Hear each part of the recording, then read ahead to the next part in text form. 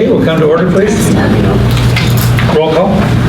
Councilmember Bovencourt. Here. Councilmember Wiggins. Here. Councilmember Scrivener. Here. Mayor Pro Tem Davies. Here. And Mayor Smith. Here. Everyone is present. Thank you. All right, if you'd please stand for the invitation. We don't have a pastor this evening, but Councilmember Wiggins will lead us, please. Thank you. Let's bow our heads together.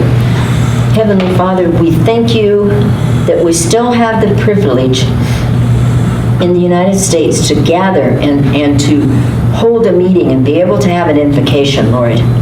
And we hold that freedom very dear to heart, and we continue to pray that we will never have to give that up. And I ask that you would go with this council this evening and the staff and the people in the audience who have concerns, that we can all work together and come to agreeable decisions, and that you would also be with the city of Tehachapi, Lord. And we ask these things in your precious name. Amen. Amen. Thank you. Michael, would you lead us in the pledge? Ready, begin.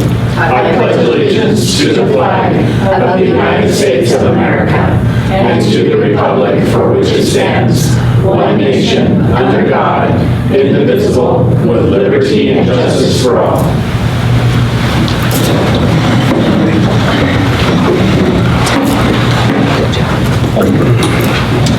Our first item is the consent agenda. These items are marked with an asterisk. They're considered routine, non-controversial.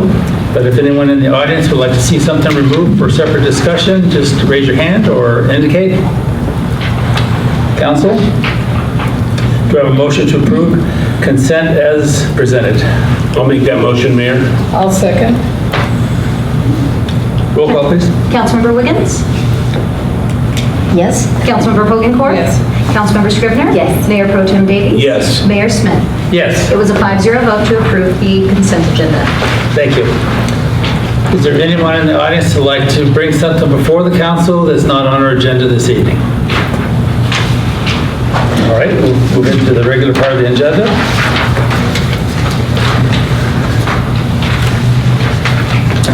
Item number 6, agreement with Hansel Enterprises and Rich's Trevor. Oh, number 6. 5 is on consent. Number 6, City Council appoint 2 members to the City of Tehachapi Planning Commission. All right. All right, Honorable Mayor and council members, we have an expiration of term for Planning Commissioners Ken Nixon and Linda Hollinsworth. So we have 2 spots that will expire now on June 30th, 2026, and we received 2 applications from both Ken Nixon and Linda Hollinsworth. So both are in the audience, so if Ken Nixon would like to come up, and if you have any questions for her, and then afterwards Linda can come on up. All right. Good evening. Thank you for being here. You're welcome. I really don't have anything to add to the application. If y'all have any questions, I'd be happy to answer them. Right. I love being a part of the planning and development for our community. A couple years now. Just with you. Yes. Does anyone in the audience have a question for Ms. Nixon? Thank you. Council? Okay, thank you.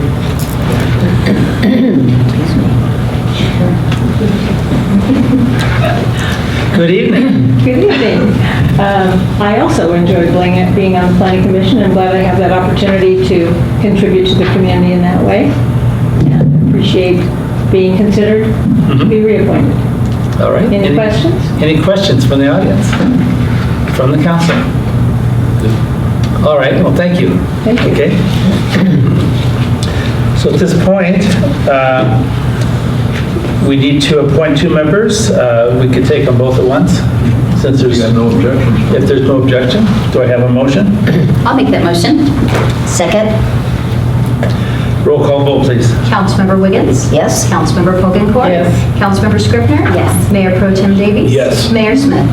Yes. It was a 5-0 vote to appoint Kim Nixon and Linda Hollinsworth to the City of Tehachapi Planning Commission to complete terms to expire on June 30th, 2026. Yes. Congratulations. Would you like to say something? Oh, I just want to say, I used to be a journalist. I had to cover all kinds of meetings, and planning commission meetings are hard. And I just appreciate that you guys show up all the time, you read the materials ahead of time, you make good votes, and more power to you. I really appreciate it. Absolutely. And good luck with your next 4 years then. All right? Thank you. Item number 7. Ashley? All right, honorable mayor and council members. So this one is in regards to our general municipal election. As you know, we do that every 2 years. So this year we have up for election District 1, 4, and 5. So before you, you have 3 of our standard resolutions that we bring to you each election cycle. One is calling the election, one is requesting consolidation with the County of Kern, and one is updating the resolution regarding the candidate statements. That's just to stay form with the current elections code and everything. And that one will continue on until anything is updated by the elections code. So staff recommendation is that you adopt a resolution calling and giving notice of the holding of a general municipal election to be held on Tuesday, November 8th, 2022, calling for the election of certain officers as required by the provisions of the laws of the state of California relating to general law cities. Second resolution is to adopt a resolution requesting the Board of Supervisors of the County of Kern to consolidate a general municipal election to be held on November 8th, 2022, with a statewide general election to be held on the date pursuant to Elections Code 10403 of the Elections Code. And the third is to adopt a resolution adopting regulations for candidates for elective office pertaining to candidate statements submitted to the voters at an election to be held on Tuesday, November 8th, 2022. I won't read it to you again when we adopt it. As read by title. Yes. All right. Is there any public comment? Any comments from the council? All right, this is standard. We do this every 2 years. Do I have a motion? So move. Is that for all 3 of them, Mr. Mayor? Yes. Yes. For all 3 items. And that's for, as read by title only, already read. As presented. All right, as presented. Roll call vote, please. Councilmember Wiggins? Yes? Councilmember Pokencourt? Yes. Councilmember Scrivener? Yes. Mayor Pro Tem Davies? Yes. Mayor Smith? Yes. It was a 5-0 vote to adopt 3 resolutions as presented. All right, thank you very much. Item number 9, disbursements, bills, and claims for RSI Petroleum. Mr. Mayor, I need to recuse myself because I'm an employee of RSI Petroleum. All right.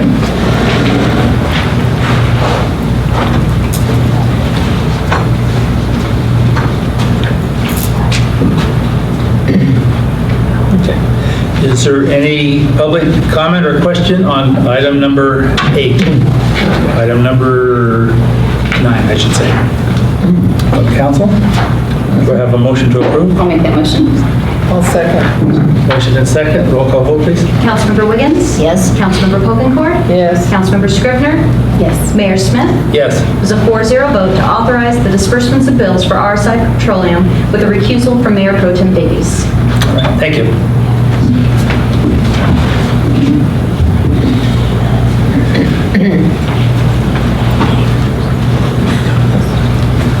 All right, item number 12, Public Works Director report. Good evening. Good evening. Thank you, Mayor Smith and council members.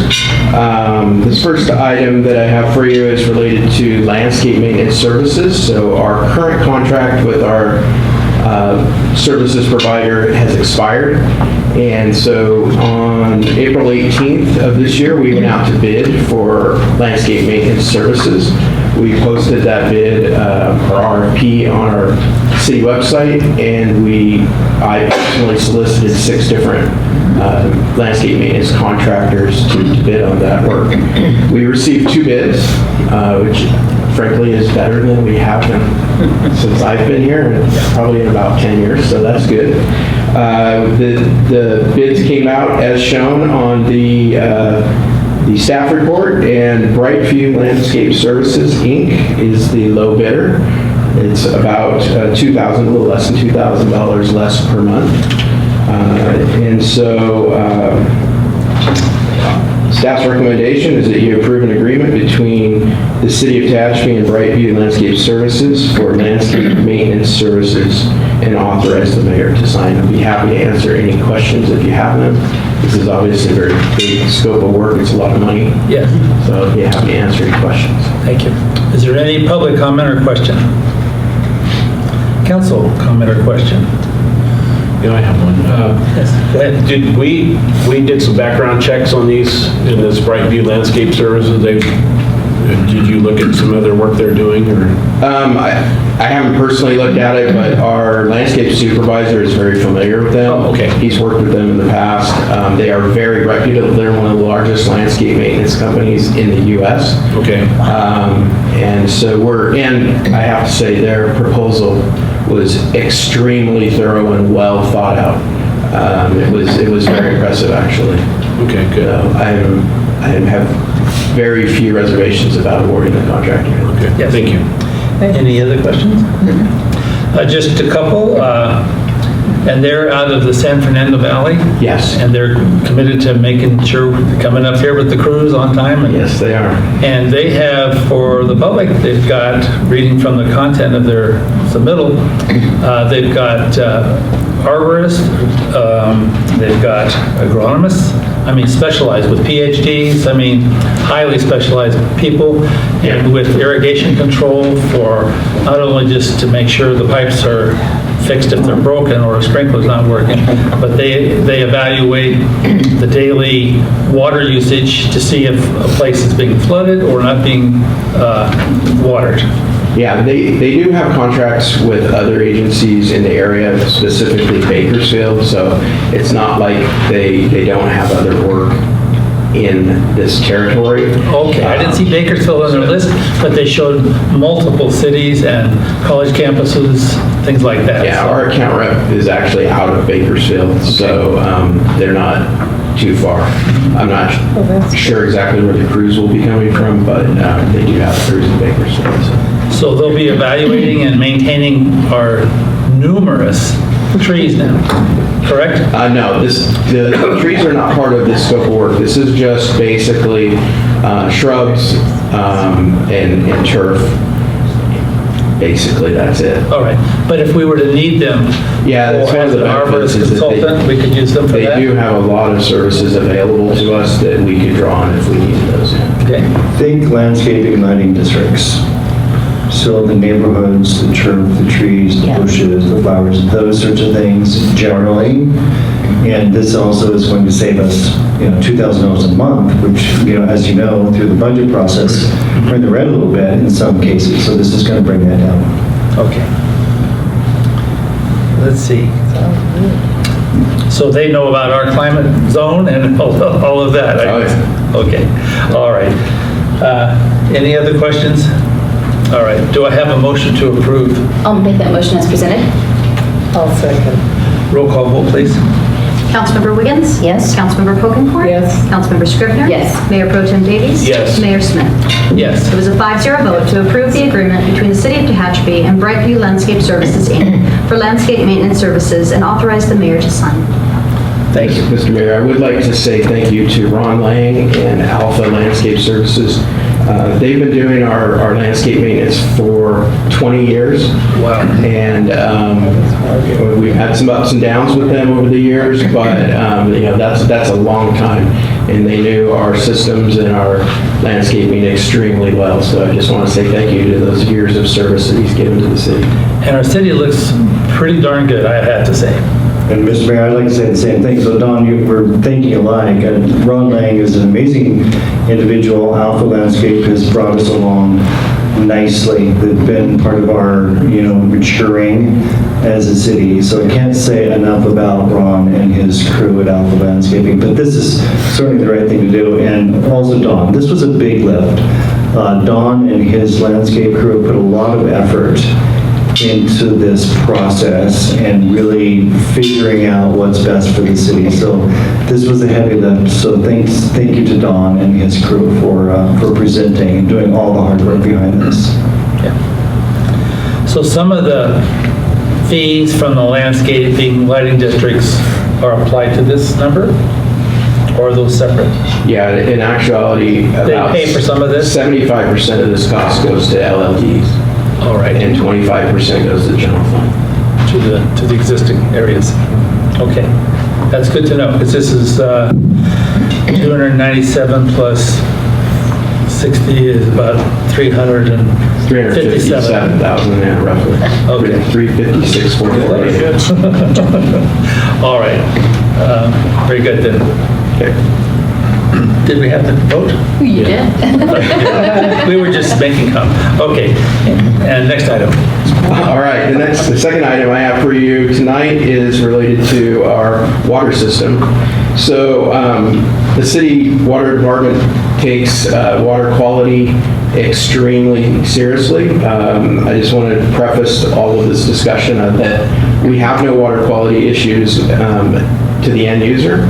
We have always met and exceeded the state and federal regulations for water quality, so there are no water quality issues delivered to customers.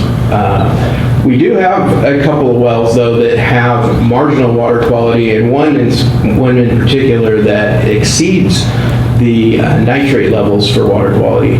That well has been taken out of service from our domestic water production and is used exclusively for irrigation water, and that's actually tied into the Tehachapi Cummings County Water District system for that distribution of irrigation water. So we have 7 wells in total. One of them is not usable for domestic. It's because of high nitrate levels. That well goes into the Tehachapi Cummings system. We have 2 other wells that are marginally high in nitrates. They're below the maximum limit for nitrates from the state, but they're approaching the limit. And then we have 3 other wells that are extremely low nitrate levels and very good quality. So what we do is we take those 3 good wells and we blend that water with the high nitrate levels, and the resulting water was very good and very low nitrate quality or nitrate levels. So what I'm requesting here is this: we would really like to investigate the possibility of installing a nitrate removal system so that we could take those 3 wells that are higher levels in nitrate and actually just pull the nitrates out and dump that water directly into the system. We don't have to worry about blending. It's much simpler to operate. And in addition to that, it can bring that one well that exceeds the nitrate levels, and we can bring that back into our domestic system. So it effectively gives us an additional well. We will be needing another well here in the next few years, 5-6 years, something like that, and we've been planning for either drilling a well or doing something like this system that I'm proposing here. So the cost for this initial study is $54,704, and that is included in our budget for the next fiscal year. So staff's recommendation is you authorize AECOM to proceed with a nitrate treatment feasibility study using our existing on-call master services agreement, and authorize the city manager to approve change orders up to $10,000 or 10% of the original contract amount, or $54,700. And I'd be happy to answer any questions on this. Questions from the public? From the council? Yes. It's not really a question, and you guys all do a wonderful job, but I hate to talk about water because then I get phone calls, we're dying from nitrates. No, you know, but they hear the word and people immediately panic. And I just want to make sure that we smooth all that out and say, no, you're not drinking the nitrates. You know what I mean? Just That's why I prefaced this whole presentation. I know, but we're far below any kind of maximum limits for that from the state or the federal government. So. Someone called me and said that their wife wouldn't let them even take a bath right now, and I go, why? Well, it turns out on KGET, they were talking about the Arvin problem, where, you know, they were getting all kinds of problems with their wells. Nothing to do with us, but that took me an hour to figure all that out. So I just want to make sure that everyone knows we have good water. Yeah. I don't like this. All right. Christina, did you have a question? Yeah, thank you. I heard you loud and clear, and I appreciate the nuances here. And I, not to diminish what Councilwoman Wiggins said, because I think sometimes there's some confusion. But my question is actually related to the cost I think that investing in water is something we have to do, and I believe is smart. But I think for the public, can you illustrate when you talk about another well, just so folks can understand how, while this is an investment, the cost of another well, I would imagine, could well exceed something like this kind of an investment? Oh, absolutely. The cost of the well is $1 million plus. Yeah. So we did a study a few years ago, just to kind of rewind a little bit, to do a siting study on if we were to install a well, where would we put it? And all the studies came back, well, the perfect location is right where we have this one well. It's very, very high volume well. It's an excellent well. It's just that it has high nitrates. So that's what kind of spurred this discussion. Wow, how can we get this well back into our system? I just thought that would be helpful for people to appreciate the fact that, we're always looking to be prudent with our investments, but water is critical delivery from the city, and we're doing it right. We want to keep doing it right, and drilling a well, while we may need that in years to come, that is a very different conversation than this kind of an investment. Yeah, and keep in mind, this is just a feasibility study, so part of this study would be determine how much the equipment and everything with operational costs would be for a nitrate removal system. Sure. Thank you. Sure. Is this, go ahead. Well, I have an issue with taking the non-potable water and mixing it with the good water. That kind of makes me nervous. Even though the levels are acceptable, it still doesn't. We don't do that now. No, but you might do that, you said. I thought you said that. What we would do is we would make it potable by removing the nitrates from it. All right, so thanks. After we install, after we get this, I'm sorry. After we get this study back, then we'll determine what it would cost to put in that Equipment. Yeah. And at that time, that would make it potable again so that we can use that water? Right. Okay. And it would be essentially a real fancy filter. That's really what it would be. Thank God. Most likely. In some form. There's different technologies for that, but I'm sure we have something. I have no doubt. Did you have another question? Is this the Dennison well? no, this is a Snyder well. It's the one right by By Imhoff Field? No. Yes. Yeah. Yes. All right. For those who've been here for a while. Is there another well that when we annexed Ash Tract that's being blended? No. There was another well back There are. at some point that came online, or? There's one on the corner of This- Denison and Anita, which is near. But that's a Dennison well. well. Yeah, okay. There are two wells on Denison over near Ash Tract, but those are not our wells. Those belong to, I believe, the Benz family, if not Waste Management. Okay, They're not operational. correct. Okay, just trying to get, so what's the volume of the Snyder well compared to all of the others? It's like 750 gallons a minute. That's a very high Very, volume very good well. that we're not being able to really use unless we blend it. So that would be, No, we don't. We are not able to use that at all. that's what I mean. Yeah. That if we were to remove the nitrates, that would give us a well that we wouldn't have to drill for. Right. Okay, that makes a lot of sense. Yeah.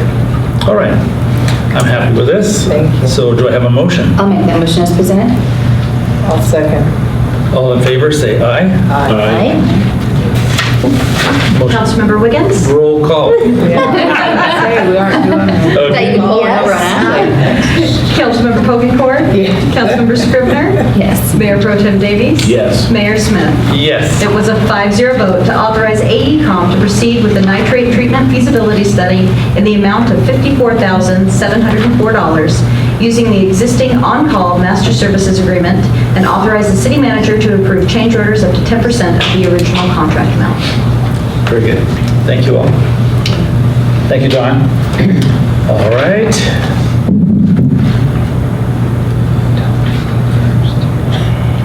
City managers report. Nothing this evening, thank you. Okay. Christina, do you have anything? No, thank you. Michael? No, thank you. Susan? I have one thing. I have been in contact with Brian Drucker. He's a in the community. He used to be the owner of the Christian bookstore. And he's the one who organizes the National Day of Prayer in front of City Hall. And he approached me before church Sunday and wanted to know why we weren't going to have anything at the football field. And I thought that he was upset because the symphony wasn't going to be there. But he didn't care about all that. He's upset because you can't go sit at the football field and watch the fireworks. And he wanted to know if there was some way that we could do that. And I talked to Greg. I don't know if you want to address that. So maybe Corey can come up to the podium. As Corey's coming up, I'll remind the council, the Squibbernet Field, the football field, is owned and operated by Tehachapi Unified School District. They do charge for the use of that facility. They don't just open the gates. But I know Corey did speak with a representative from the school district in regards to this question. Yeah, so we cut out that portion of the festival from us just because of costs. The last couple of years, first it was COVID, then it was cost. And we've had a few other people ask about it. So we did inquire to the school district. It's not so much now, they're willing to waive costs. The issue is staffing and insurance liability. So they would need to try to get a staff member to be at the facility. You can't just open the gate and just say, okay, it's open. Just remember they'd have to get a staff member at the facility to make sure nothing happened. And frankly, that stadium is old and it's kind of an accident waiting to happen. It really is. It's a tough spot to just open up to the public without some serious presence of people. We did discuss, though, potentially down the road next year. The district does have a group of organizations that are already on their insurance. Community groups, whether it's a PTA group, the Warrior Booster Club, they're already on the insurance. So talk about maybe doing a smaller event or somebody else to kind of put on the event, maybe take donations at the gate or something like that to sit there and view on the grass. But it does take, it's a kind of, and I figured through the answer, it's mostly a liability issue. And so until there's sort of a staff member available or an organization to come in, it wouldn't be possible this year, a quick turnaround. So.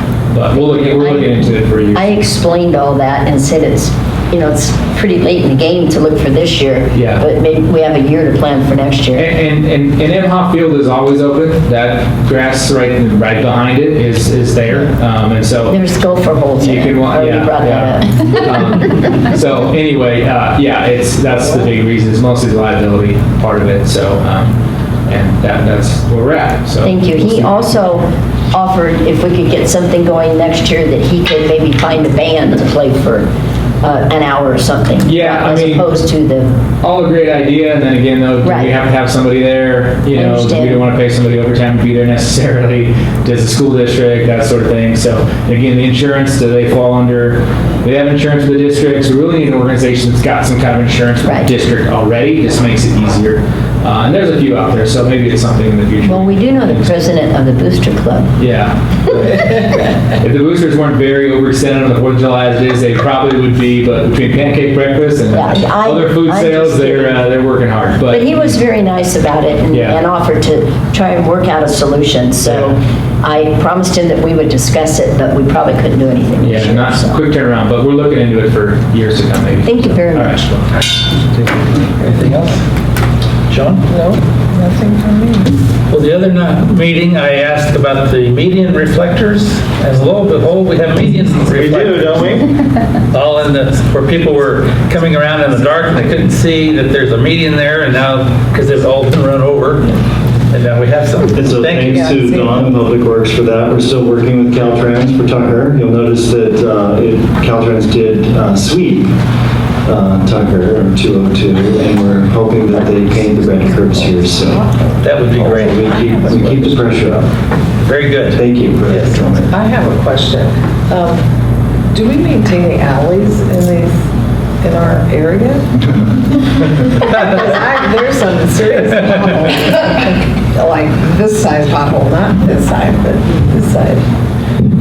So Don could make it to the podium. So the answer to your question is the city does own and maintains the alleys. The alleys are very challenging because when alleys were built back in the day, it was basically just a small crust of asphalt over native dirt. And when you start driving over that surface, especially when it's wet, and you have big, heavy trash trucks and things, it just ruins it pretty quick. So we have started a process, Dawn has taken the lead on this, and categorized all of our alleys, just like we did our streets and roads. And we've done a test alley. Dawn, what are the boundaries there? From Snyder to street to the east of Is it Hayes? I think it's Hayes. Hayes, yes, Yeah. thank you. Snyder to Hayes between D and E. Between D and E. And so well, why don't you go ahead and describe the process? So, I mean, it's very, very simple, so to speak. We just put down asphalt grindings in the alley and then compacted those with a roller. It seems to be holding up pretty well. Everybody seems to be very happy with it.